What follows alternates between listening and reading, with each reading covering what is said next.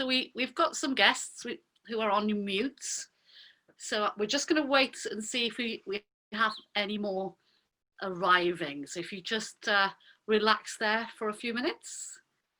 And as I know that there's another person has arrived. So we'll just, as I said, just chill for a second. Probably wait for the last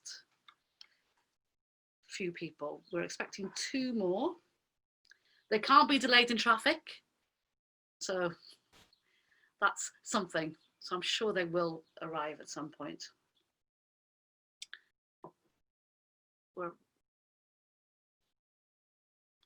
I hope you've been watching some of the other online events. There's a full calendar. There's a School of Strings event later on today at 3:30, where you can meet the head of strings and the deputy head of strings, so Chris Hoyle and Kath Yates, and they will give you a fantastic Q&A for you. So it's a live panel discussion. They've also pre-recorded a video, so if you haven't seen that, that's now live on the website. So I'm going to assume that everybody has arrived. It's 1 minute past 11, and we pride ourselves on working to time at the RNCM, so we're just going to go for it. Now, for those of you who don't know me, my name is Eira Lynn Jones, and I direct all things harp at the RNCM. But before I start, I have some safeguarding measures that I have to explain to you. So all sessions relating to this online open day will be recorded for upload to the web, archive purposes, and to ensure best practice for future recruitment events run by the college. So by joining this session, you give consent for the RNCM to record and store your participation. So just want you to think about that. If you do not wish to be an active participant today, just keep your camera and microphone switched off. However, you are welcome to turn your camera on if you wish. Somebody else has arrived, so. But you should remain muted unless we ask you to speak. I think you're all wearing headphones probably. We all know the Zoom thing now. You've probably got, can you all hear me clearly? I'm hoping you will. If you can't, just send me a message in chat. You can also use the raise the hand feature. So again, if you want to unmute and show to camera, you can do that. I don't think I can do that myself. So I think Ruth, I don't know if you're still there, Ruth, you managed to unmute yourself. So, okay, just send me a message in chat if you do want me to see your lovely faces. So I'm hoping you're all smiling at me now. So I'm joined this morning by 2 of my current harp students. So we have Angharad Hugh. She's a first year, she's waving at you all. She's a first year student, just completed her first year. She's from North Wales and has had a really successful first year. She's now holding up a cup with a Welsh dragon on it. There you go. So Jess Hughes is just at the end of her second year at the RNCM and is from Wales. So they're going to join me in some questions and answer sessions, and they're also going to talk when I need a break. So the first thing I'm going to do is talk a bit about myself. We all like to talk about ourselves, but I thought it would be a really good idea that you knew a little bit about me. So I'm originally from Wales, and I started playing the harp when I was 13, which is quite late really, but I'd already done piano beforehand. So, and I'd always wanted to play the harp. So it was a very easy process for me to go and have lessons. I then did my undergraduate degree at the RNCM. My teacher then was the principal harpist with the Halle Orchestra. And I decided to take 2 years of further study, doing a master's degree at the Manhattan School of Music in New York City, which was a really big change. So not only did I come from a very small village in Wales, coming to a big city like Manchester, and then of course going to New York City. But it's definitely one of the best things I did. I studied with Kathleen Bride, who had been a student of the well-known French harpist and composer Marcel Grangeny. So she really changed my outlook on music and especially teaching, and I'll come back to that later. So after doing my studies, I decided to come back, and I've been in Manchester ever since, pursuing a career as a professional performer and teacher. You'll find out that a lot of the teachers at the RNCM are still active as performers. We think this is very important because we can pass on what is currently happening in the music world to our students, and they can see what we're up to and hopefully be inspired by the concerts that they come and watch. For many years, I've now worked at the Halle Orchestra. I think it's, when I say many years, I actually mean 25 years, which seems to have gone by very quickly. So I've been part of that harp section with Marie Lienhardt. Before that, I was principal harpist with the Northern Ballet Theatre. And I also freelance with orchestras such as Opera North, BBC Philharmonic, and various ad hoc groups that come together to do concerts. I love chamber music, and this is a very important part of our work at the RNCM. We love playing together. So I have a flute and harp duo called the Juniper Project. So do check us out on Facebook if you want to know more. I also write music. I really enjoy writing for my pupils, especially my young ones. I write booklets on technique. And what have I been doing in lockdown? Well, apart from still continuing with my teaching, I've started my own YouTube channel, something I've always wanted to do. I'm recording lots of videos on there at the moment. So again, check that out. I'm about to put a video out there on orchestral playing. And then look at my website. That will show you what I do. There's some thoughts about my teaching, some comments from other students. So it gives you an all-round idea of who I am. So teaching has been a really important part of my life. And I've been at the RNCM for over 20 years. You lose count after 20 years, so it's just over 20 years, I think. As well as teaching at RNCM, I've also held posts at Cheetham School of Music. I was there for 10 wonderful years. And I also get asked to be an external examiner. So some of the music colleges that I've examined at are the Welsh College, the Scottish Academy, Trinity College, Birmingham Conservatoire. So it's great to go out there and visit other colleges. I also love doing workshops. Last August, I was in South Africa working with young and older students, different levels, different ages. And that's a real passion of mine, to just go out, reach out into the community and share my knowledge and experience to, for everybody. So I'm the main harp tutor at the RNCM. So I would be your principal study tutor. So at least you'd be getting me. So I'm responsible for what you do week by week. I help you with your progress. I encourage you with your developments. And one thing that I really like to do is keep in touch, beyond your studies.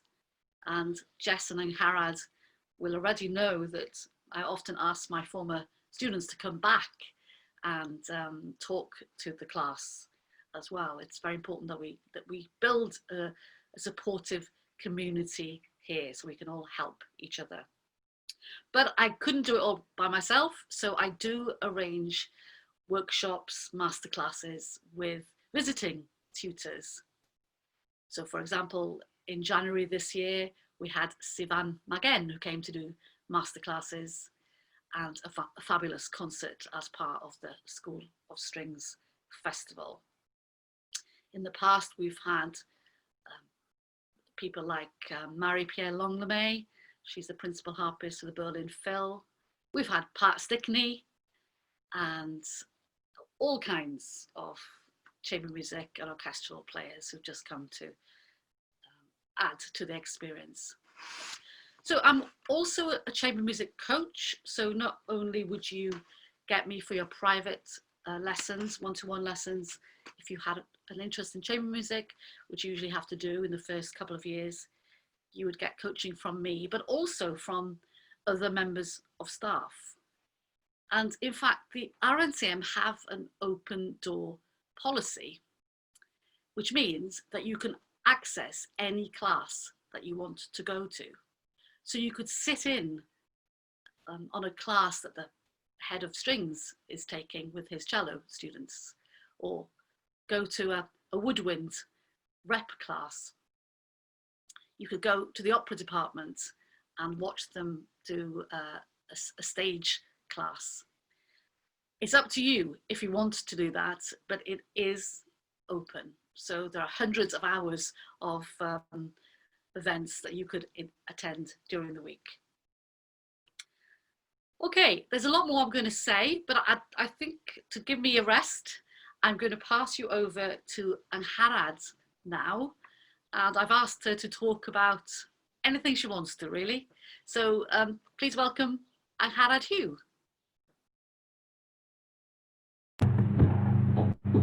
Hello, that's quite scary of an introduction, just like she can talk about anything. But what I mainly want to talk about, because I assume you're all kind of a bit confused about what's going to happen when you arrive, if you arrive in September. Because obviously the current situation has changed everything about college. But surprisingly, it hasn't affected that much, because our lovely teacher, Ada, has made sure, she's been working like so hard to make sure that we get all the, like, everything our money's worth, and just making sure that we're happy with what we get. So since March, we've been having our lessons over Zoom, and that's probably going to continue until, well, we can't really say until when.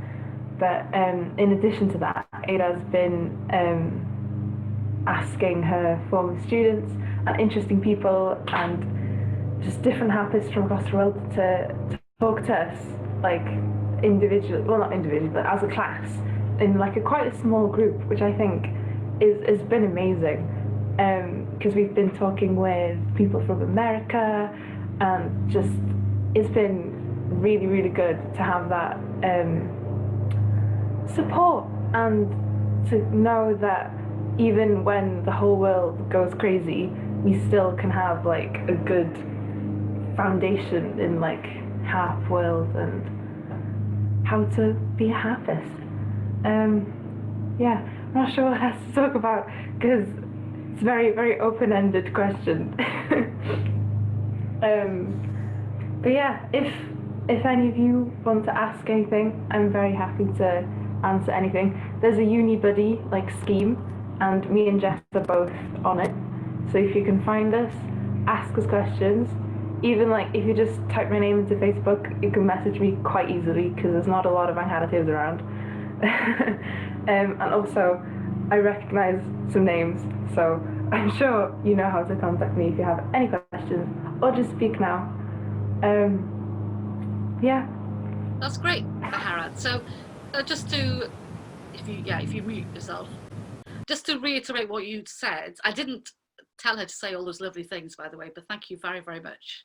Yes, basically the online teaching has, been a challenge to start with, because we didn't know if it would work. But I've been really inspired by the students who've really taken all this on board. We don't know how long some of these things will last for, but I can definitely say that both Jess and Harrod have completed their year successfully. We had an online end of year recital with their close family and friends, which was absolutely fantastic. By going online, I was able to ask people that I might not have been able to ask before, getting people from America to drop in for an online workshop for a couple of hours. So I definitely think we will carry on doing that. And they came and did either a talk or a workshop. And we've got still a couple of those to do this term, including with the composer Caroline Lizotte, who has written a lot of harp solos and duos. So we're very excited about that. And then regarding September, I think there will be a phased return of lessons. I know the RNCM are putting a lot of procedures in place. Some things will carry on online, maybe big academic groups. But the more I get comfortable with Zoom, and you can tell I'm very comfortable with Zoom. I obviously love it. And if you see the background, this is the first time I've used my green screen, and it's the first time the students have seen that. So here is one of the studios that we work in. It's Studio 5, I think. That's Studio 5. The girls will know. Looks like Studio 5. And that's Studio 4, Studio 3? 3, it's probably Studio 3. One of our big studios. And yeah, I think the more technology, we get used to the technology, we'll be able to do more fun things. So RNCM are very actively making sure that your learning experience continues. So it definitely hasn't stopped me. And I think the girls agree that we've kept going, and I've done more, and I've really, really enjoyed it. And it's made me think beyond the box, which is always really, really good. So as we're talking, do remember that you can use the chat feature, okay? If there is any problem and you can't use it, or you want to unmute and you can't unmute, I know a couple of you know, and Harad and Jess, so you could always send them a message and then we're alerted to any problems, just in case it's a Zoom thing. So Jess, would you like to talk for a few minutes? Yeah. Hi, I'm Jess. I've just come to the end of my second year at the RNCM. I joined in September of 2018 and it has whizzed by so quickly, but I just thought I'd maybe talk about some of the opportunities that I've had while studying at the RNCM and studying with AIRA. So when I joined, I was the only first year, and everybody else was quite a little bit older than me. But the harp department just made me feel so welcome. We are like a close-knit little family. This year there were 6 of us, and so although we're all very hardworking, and we all want to do our best, we're always supporting each other, and we have harp classes sort of maybe once every fortnight with AIRA, or we'll bring somebody in, do an external class, or we'll organise our own student-led classes so we can perform to each other, which is really lovely. And we're very sociable. We always like to meet up and hang out in the refectory when it's open, and it's a really lovely community feel, and we do just feel like a little family, which is really lovely, close-knit department. And so when I joined in my first year, the things that I got up to, I was part of the brand new orchestra, which is the orchestra when the composers of the RNCM, they write pieces for orchestra and the orchestra gets to perform them, so that was really exciting. I performed in symphony orchestra. I went to the Salvi showroom with the RNCM Harp department at the end of the year, which was really exciting. And then in my second year, I did a lot more. I got involved with the RNCM Opera, which was an incredible experience. I've never done it before. So I really enjoyed that. And the Harp department, a few of us went down to the Isle of Wight with AIRA to the Harp on Wight Festival. So that was really good fun.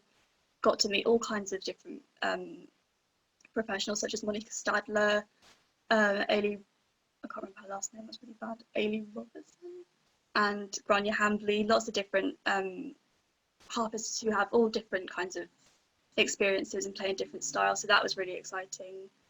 Harrod and I played in symphony orchestra this year back in March, just before college closed, so that was a really nice way to kind of finish sort of the shortened second year that I had. But and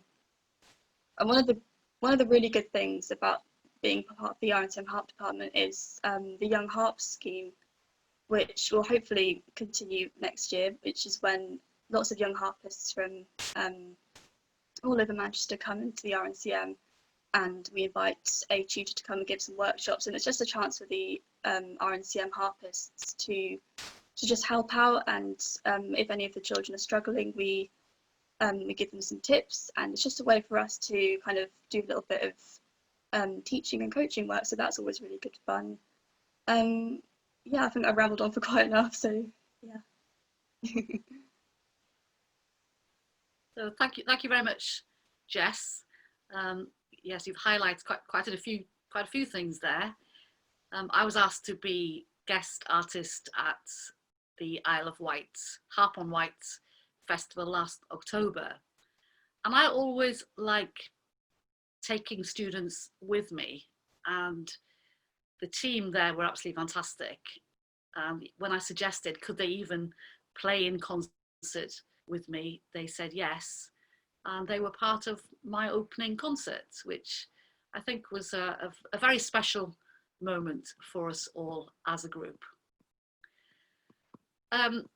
Jess mentioned the Young Harps project. This is a project held twice a term on a Sunday morning, and it's for young harpists under the age of 18 to come along and work with us and with other guest tutors. It's all free.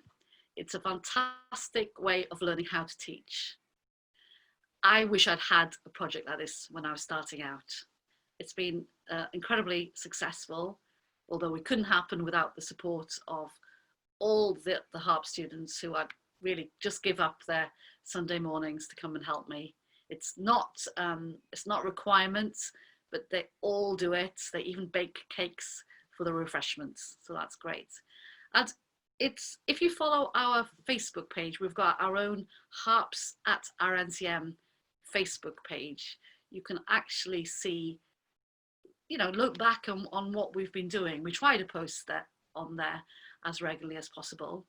And I think the last thing to be put on was a fantastic video that Amy Turk had done for the Young Harps project. So, do have a look at what we get up to. So I can't see any questions in chat yet. You're all very good, but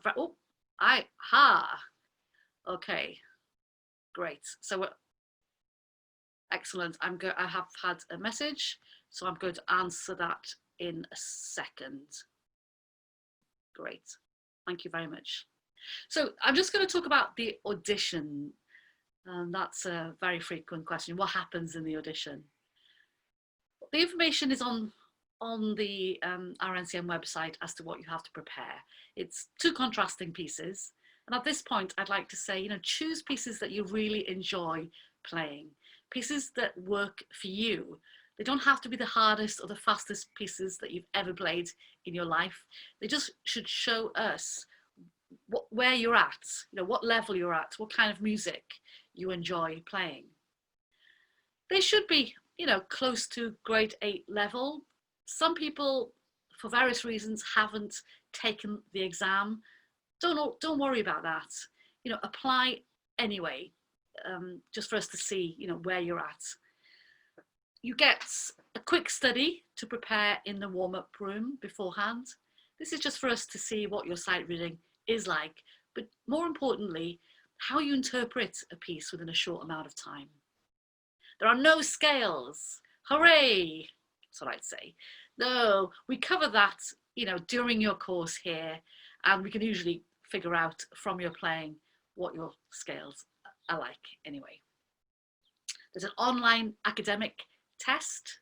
This again is to just see what areas you might need more help with when you arrive at college. There's an interview after the audition with the panel. Now the panel will nearly always comprise of myself and either the head of school, Chris Hoyle, or the assistant head, Kath Yates. We're very friendly, so don't be put off by that, because we like to know a little bit about you. It's not a formal interview. It's just for us to know, what you need. So it's important that you come with questions for us, you know, what you need to know. And maybe there's something about you that's a bit different. You might be a classical harpist, but you really enjoy playing folk music, or you could be interested in composition as well. All this information helps us to help you in the future when you come, or to see if we can tell you what could happen if you like playing your folk harp. For example, our deputy head of chamber music is Donald Grant. He's a classical violinist in the Elias String Quartet, but he's also an incredibly well-respected folk fiddler. So if I had a harpist who enjoyed folk playing, I'd immediately send them to Donald, and he would make sure that they were matched with other like-minded musicians. So again, bring your personality to that interview. Ask us questions. If you're traveling from afar or it's very difficult to bring your harp, you will get told when you get sent your audition time that there are harps for you to use. You just need to tell us in plenty of time, I think at least a week before. And this is the important bit. You will get access to that harp to warm up with, and then it's the same harp that you will then use in your audition. So we try and look after you as much as possible. On the day of the audition, my harpists are around. They can help you unload, wheel your harp, and they can even tune your harps if you're really feeling very nervous. Strings break, they're on it. They will come and help you so that you feel completely relaxed with the whole experience. So, any other questions about auditions?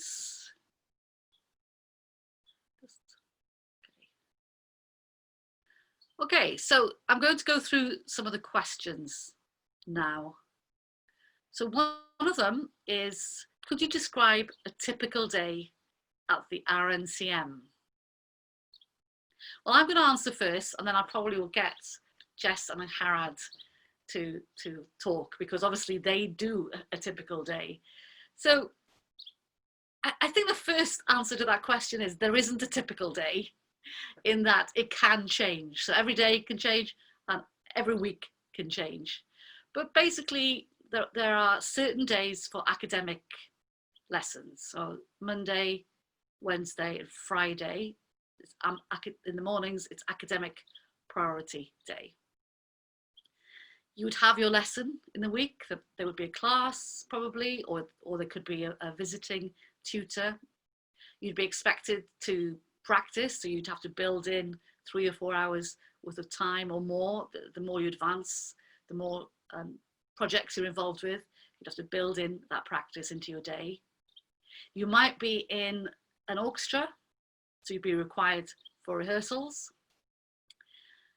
And yeah, I think one of the main positives about being at the RNCM against maybe other places is that the halls of residence is right next door to the college, literally a couple of minutes walk, if that. So the use of your time is very precious when you're a musician. So there's no wasted time, maybe traveling on the train or on the bus into college. There are lots of student flats nearby as well. And you can literally wake up at 10 to 10 and be in your lecture at 10 o'clock. So that's a very efficient use of time. And then you might have an hour to spare and you could just go back to your flat to do some extra practice or to have your lunch there and then come back in. So I'm going to pass, which one of you, Jess or Harad? Do you want to answer that question? Jess has put a hand up. So if you describe a little bit about a typical day. Hi, okay, well, so like Iris said, there definitely isn't a typical day because every day is different.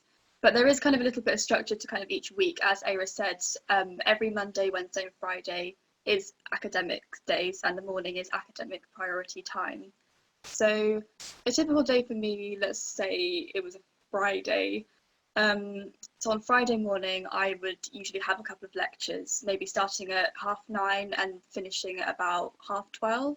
So that morning would just be lectures, and obviously I'd have a little bit of time in between each one, and I'd just stay in college, maybe do some practice if I have time, or just hang around with my friends until going over to the next lecture.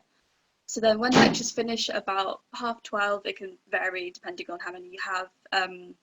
I'd usually have lunch either in the refectory, or I'd go back to my flat because I lived in halls the first year and second year. So I'd go back to my flat, make some food, and then come back in, maybe practice for a couple of hours in the harp room.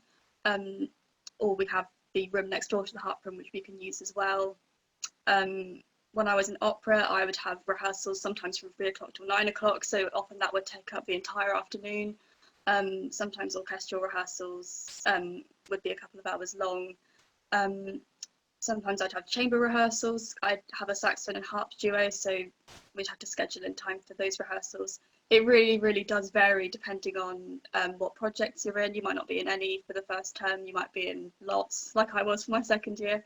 So it does vary, but as long as you manage to find time to do your own private practice, that's what I think is the most important thing, that you try and schedule in, especially on those busy days. Learning to prioritize is very important. But yeah, like I said, every day is different, and that's kind of what's so brilliant, because you're always expecting something different, which is great. And you made some excellent points there, that it is very varied. So people just think, oh, you just come and practice your harp. Obviously, that's an important part of it. It's a performing course. But, you know, you might be interested in the academic side, and you all have academic requirements. And as the years progress, you can take more academic electives as well. So you can be, you know, very much involved with studying academic music. As time goes by, you could have chamber groups and you're developing that chamber playing. Equally, there'll be lots of orchestral opportunities. There's an orchestral audition twice a year that every person has to do, every student has to do. These are actually screened auditions. So basically the panel is behind a screen and you come into the room, you're not allowed to say anything, you just sit down, you know the order of the excerpts, you just play them through, you have some sight reading, and then you leave the room. This is a very common practice now with a lot of European and some UK orchestras. So it's a great experience of doing an audition. You get feedback, which is very important, because sometimes it's feedback from two different musicians who have different perspectives, and that's very useful. You get a mark, and this is just to see how you're progressing. The marks don't really count as to, you know, where you or what you do in the orchestra. Obviously, if you get the top mark and there's a wonderful piece like Mahler 5 coming up, I would assign you that as a very special concert. But everybody gets a fair share of orchestral work. There are lots of orchestras, from symphony orchestra to chamber orchestra, brand new, big bands. We've had a harpist in big bands, wind orchestra, lots of wind orchestra recordings. What else? Session work. There's been harpists in jazz bands, so you would be assigned something. In fact, I know that Harad in her very first term was assigned to do the complete Firebird ballet by Stravinsky, and that was a baptism of fire. I love that little joke there. That was your baptism of fire. But it was great because she got that opportunity straight away. She was with two other harpists and she learned the ropes. And so we try and make sure we share the work out. Okay, so I'm going to go on to another question. So this is about studying at postgraduate level. So I'm not sure what overlaps with undergraduates and what postgrads have to do. So everything I've said applies to postgrads as well. You get the opportunities to do the orchestral auditions and you get access to being assigned all the orchestras. Same weekly lessons and classes. You choose electives. These will be obviously different from the undergraduate electives that you have to do. There's an opportunity for postgrads to be part of a professional experience scheme. It's called PES, where you get the chance to audition for the BBC Philharmonic. And if you're successful, you get to join them for some rehearsal sessions and work alongside the principal there, so that you actually get professional experience. And we're actually going to be developing that scheme in the next year or so. Sometimes we have 5 postgraduates. I'm often asked, you know, how many people do I take? A few years ago, I had 5 postgrads, and this coming year, I have 1. So it can vary. So as to how many people I take per year, it really depends on who comes. I have no limits to the number of first years I can take. Equally, I don't have to take anybody if I don't feel that I could do something with them. And I think this is very important about this department. Somebody mentioned recently it was a bespoke department. We've never really gone beyond 8 or 9 players. And there's a simple reason for this, is that we want, when you come to college, we want you to get the absolute most out of the performance experience, so that you get access to performing with all these groups. And if I had a department of 15, there's no way that you would get enough of that experience. Would you agree, Harad? And if you shake your head and nod your head, you know, so that's one of the reasons we keep the department small, so I can give you lots of individual attention. You get maximum performance experience too. So for master's course, this is usually a 2-year course. You can do it over 1 year. Personally, I don't really recommend that, because there's so much to learn, and also there's a change to a new teacher, that it's just a much better experience to do it over 2 years. And what you're doing during this time is finding out what kind of player you are. You're building up towards the final recital, and this is completely a free program for you to choose. So I have 2 master's students this year who just sorry, I've just got another person who has entered the waiting room. So, oh no, they've just disappeared again. Yeah, 2 master students. So one of them is playing a fairly traditional program. It's a challenging program, the Jongen Harp Concerto, Debussy dances, the Bamian by Herchant, and Renier Ballade Fantastique. So very much a harpy, you know, popular harpy program at master's level. The other student is doing a completely contemporary program of works either written by women composers or they've been inspired by women. So we have a sonata by Andy Scott, Suite Galactique by Caroline Lizotte, a duo by Caroline Lizotte called Stellae, and another piece which is a theatrical performance called, I think it's called In a Magazine. It's the first time we've worked on it this year, and she has to tear up pieces of a magazine, and that's all part of the performance. Sorry, I've got somebody else trying to come in, but I can't seem to, they keep disappearing, so right. So yeah, it's equally, I remember my first master's students doing some folk music. So you can really, it's very open, that the 2 years is a chance for you to explore what you want to do. There's also for postgrads, a chance to go for the gold medal recital.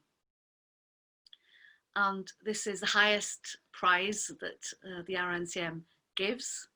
You also audition for this. It's a 30-minute program, and then if you're successful, you get a chance to perform the program in front of agents, music society organisers, etc. You can go for the concerto audition, and a lot of our master students do that. Again, this is an opportunity for you to be chosen to play with the symphony orchestra, or say Lucy dances with the chamber orchestra. So I hope that answers some of your questions for postgrad. If you have any more specific questions, then do let me know in the chat. Okay, so another important question is about the joint course. So question is, have you had students taking the joint course? If so, how did you manage the timetable and lesson structure? So my husband, this is live on channel RNCM. So my husband has just signaled to me, you can close the door, he has just signaled to me that our window cleaners are about to arrive. So we've had to close the door. There you go, it's live, this happened. Okay, yes, they have arrived, I can see them. So they're looking at me, talking to a screen, thinking I'm completely mad. Right, so joint course, have I had a student? Yes, I have had a student. In fact, she is still with us. She completed her joint course last year, and then she decided to stay on at RNCM for another year to do another course, which I will mention this very quickly. It's called the CPD course, Continuous Professional Development. And this is a really unique course where you can come to study at the RNCM for a year. So it's continuous development, okay? And you can do, you sort of pay for your lessons. You get the opportunities to perform in orchestra, but it's a year to develop what you want to do without any exam at the end of it. So I've had a few people do this. It could be somebody who was at university, had done music at university and wasn't sure they were ready to come to do a postgraduate performance course. So this was an opportunity for them to find out. I've had somebody who left harp playing for 10 years actually to go and do something else, and then decided they wanted to come back, but wanted that year without the pressure of exams to be part of a music college and get herself back into playing and performing. And in fact, that particular student stayed for 2 years. So definitely a course to think about if you're a postgraduate and you're just not sure. So a lot of people do look at the joint course. It's a very intensive course. It's basically a course that you do jointly between Manchester University. You get all your academic work through them, and it is intense. This is intense because, as well as doing that, you're expected to do all the performance assessments and rehearsals and concerts at the RNCM. So you made a very important point about how to manage the timetable and lesson structure. Well, as a teacher with this recent joint course candidate, we would plan out the term very carefully. We would identify deadlines at the university when there was no way she could practice. So we would work around that. But I think the answer to your question is, I think all of you actually, and Harad and Jess included in this, part of the experience of coming to music college is learning to manage your own timetable as well. So there were times when maybe she was assigned in the orchestra at the university that she said that she couldn't do it, and equally at the RNCM it felt a bit too much. So we would just plan it out jointly. Personally, I didn't feel with this candidate that I had to give her less work to do in lessons, because she was very keen to carry on doing everything like the other students would be doing. But that's really up to the individual. Some people don't feel they can do that and need a few weeks without a lesson. But again, this player was very much part of the harp class, and if you didn't know she was at the joint course, you wouldn't have realised that she was actually in between all the harp events. She was running back and forth to the university for her lessons there. It's a very demanding course. There's no getting away from that. There are only 20 places for everybody on the course. But, you know, if you're really interested in doing it, look into it, apply, and just go for it, which is what this candidate did, had no expectations, and she was chosen. However, if you are really interested in academic work, but maybe don't want the pressure of that extra workload at Manchester University, do remember the BEMAs at the RNCM is an academic course as well. There are academic lectures that you have to take. There are exams there that you all have to do the same ones in the first 2 years. But then when you get to year 3 and year 4, you could actually choose more academic options. So you don't lose out anything that you would have done at university. That's kind of a myth from the olden days, where there was this expectation that if you were doing an academic degree, you wanted that, you'd go to university. That's changed. You can actually do so many academic options here now. But some people don't want to do that, so they do more practical electives in year 3 and 4. So, another question. How many individual lessons do you have a week? How many hours? Well, basically, it depends on your course. So for undergraduates, you have 38 hours across the year, and that's one-to-one time with me. So this includes the lesson time and any time that you might be performing in class. So you'd get class and a lesson. So usually I do 1 hour lesson a week. However, there are times, if it's coming up to an assessment, I would make it into an hour and a half class. Sometimes the lessons are 10 days apart. If there's been a major project where you've been in orchestra for 6 hours a day, and there's no way that you could have prepared enough for the lessons. So I really try and fit around your schedules as well, so that when you come to your lessons, you're totally prepared because you've had enough time to practice. For postgraduates, it's actually 33 hours of contact time, but remember, you actually get far more than that, because you have the visiting tutors. There are extra hours you have. Very often, when there's a visiting tutor who has come from afar, we offer a lesson with them too. So I hope that answers your questions. Okay. Any more questions before I go on to see what else I want to talk about? Speak now or forever hold your peace, they say. I wish I could see you all. I have to say, I totally understand for safeguarding reasons I can't see you, but I'm very much I like connecting with people. I'm waving out my window cleaner there. So yeah, I really do like to see. So I hope you're all smiling.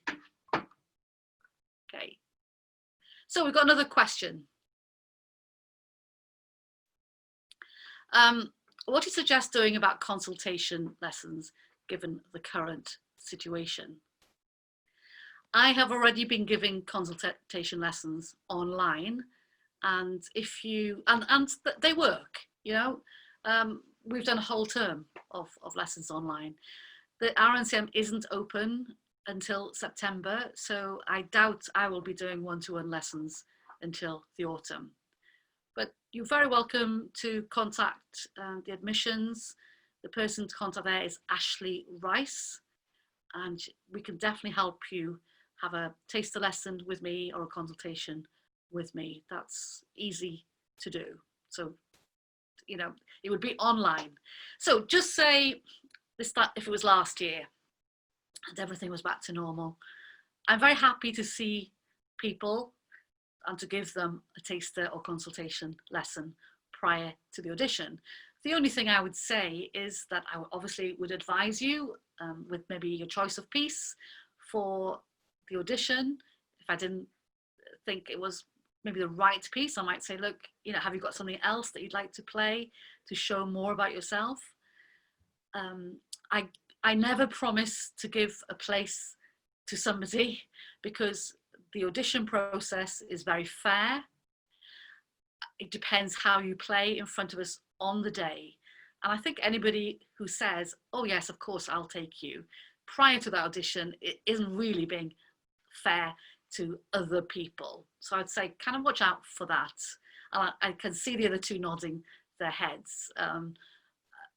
I taught in Harad at the junior RNCM, and I was very, very clear with Harad, probably scared her a little bit, but I kept on saying to her, do not assume that you will get a place. You have to work for it, and it does depend on how you play on the day. There's a panel. It's not just my decision. So yeah, I think that across the board with RNCM, we're very, very fair. So yeah, if you want a consultation lesson, it's online for now.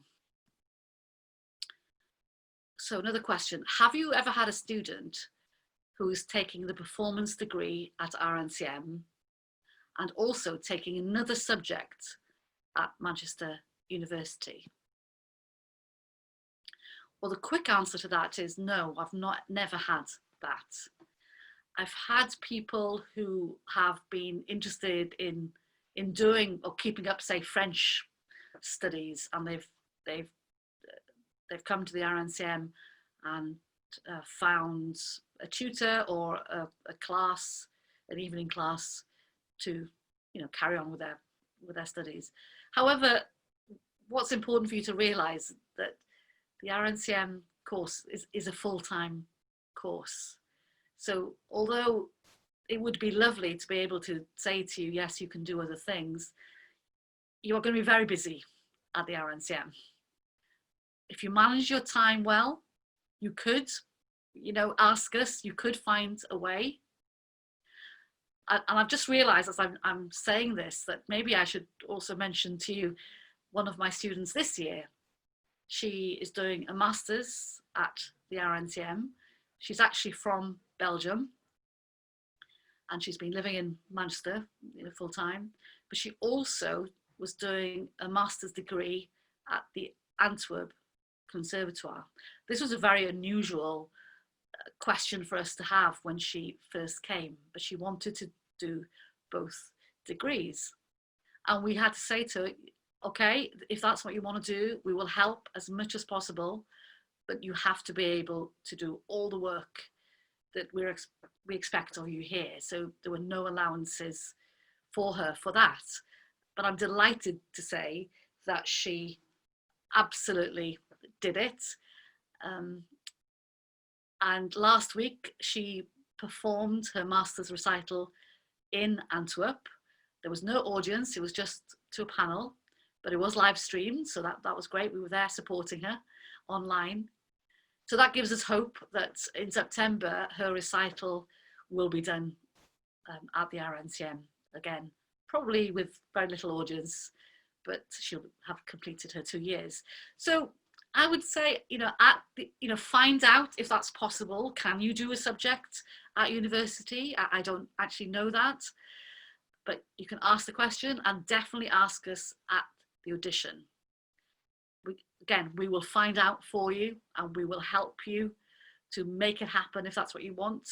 But equally, you have to sort out your own work loads and just be extremely organized and work hard. But having said that, I'm looking at my students in front of me, and without any additional things, they work extremely hard too. And especially during lockdown, I don't really feel that it has changed particularly, because all my chamber music coachings, they had some chamber music coaching left. We couldn't do that in person. It's impossible to do that online. So I turned the chamber music coaching into chamber music lectures. And we never thought how successful this would be. It's been absolutely amazing. They've done loads of research, and we've had a great time on Thursday mornings doing this. And the good news is that Jess and Harad are sharing a flat together next year. So they can actually now be a harp duo and carry on everything we've learned from the lockdown sessions here. So a lot of good has come out of this too. So my final point really is, let's see, it's about practicing, especially harps. We have got 8 harps at the RNCM. You have access to the harp room. No other instrumentalists go in there. We have our own booking system, and it seems to work really well. The sheet goes up and you book the hours that you want. But in fact, you can book any room in the building. You have to just know how to work Azimuth. Even I managed to learn how to do that during lockdown, and I can assure you it's a very easy system, but you have to be organized and make sure you're there when the booking starts, and you just press the button and book the room that you want. The harps are for your use during lessons and any practicing and orchestra things. Of course, we sometimes get students from abroad. They can't bring their instruments, so they have sort of priority on the room, but it works really, really well. And I've never heard of anybody else complaining they couldn't get into the room. There are 8 harps, and there are so many practice rooms, so there's always a way. If for some reason or another you don't have an instrument, then, and I have got a couple of students coming in September, they don't have their own instruments for various reasons, so we might be assigning an instrument for them to have to practice on. So that's something to be worked out. I asked, if I can find it, I asked some of my previous students, I forgot to say about practice time.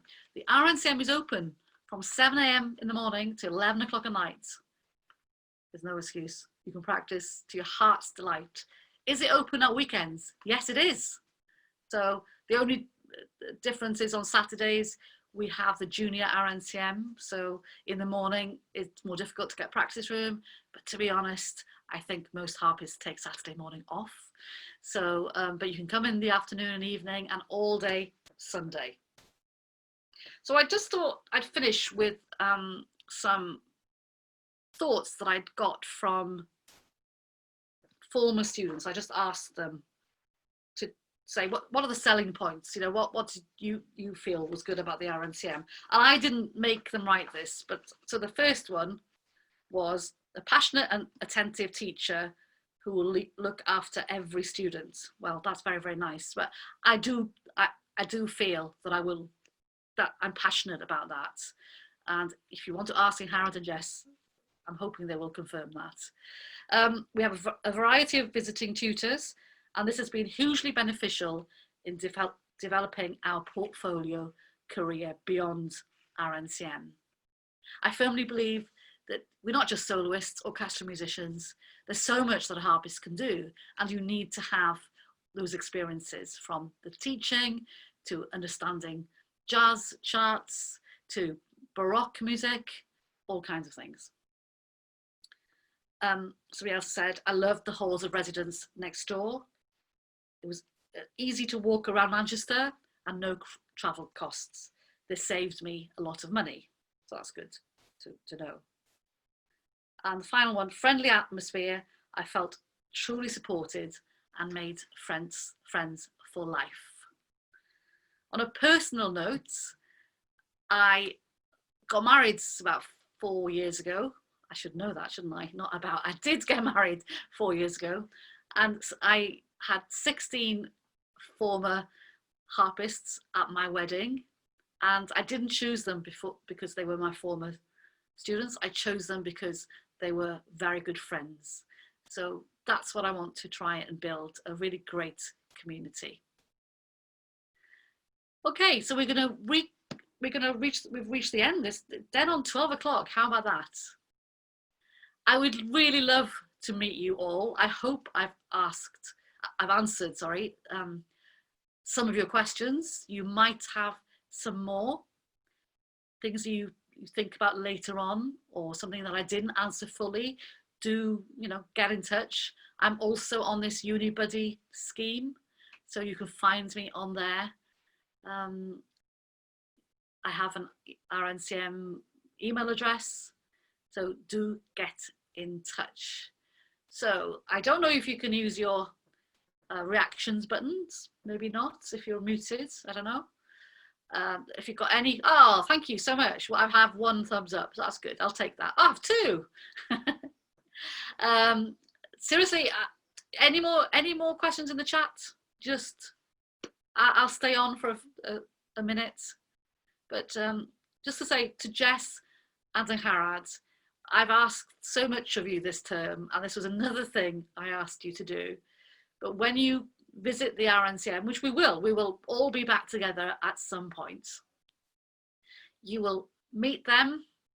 They will show you the ropes, help you with the harps, and they're more than happy to answer further questions. So thank you, Jess and Harad.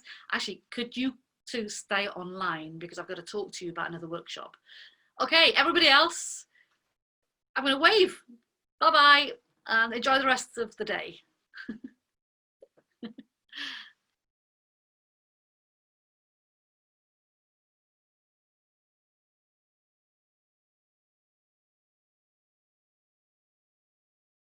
Okay, so the thing is, this is still recording, and I want to talk to you about